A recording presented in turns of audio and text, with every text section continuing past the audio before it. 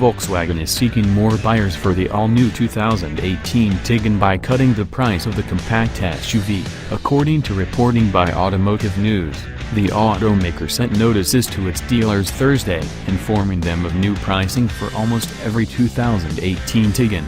Effective immediately, Volkswagen will send its retailers updated window stickers for unsold units, which reflect a price decrease of $600 for the Tiguan S, $2,180 for the SE, and $1,460 for the SEL. All-wheel drive versions will get identical price cuts, respective to the trim level. Immune from those price cuts are the front-end all-wheel drive Tiguan SEL Premium.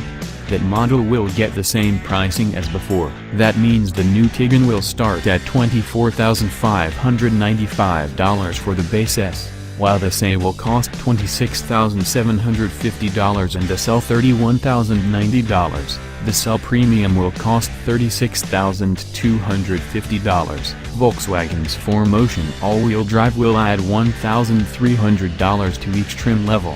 Those numbers compare well to the segment-leading Honda CR-V, which starts at $24,150 for 2018 and tops off at $32,650 with all the bells and whistles. On the Honda, all-wheel drive is a $1,400 option. We've driven the Tiguan and found it to be a pleasant, inoffensive crossover, offering Volkswagen signature handsome styling, a quiet interior, and an available third-row seat on some models, with lower prices almost across the board.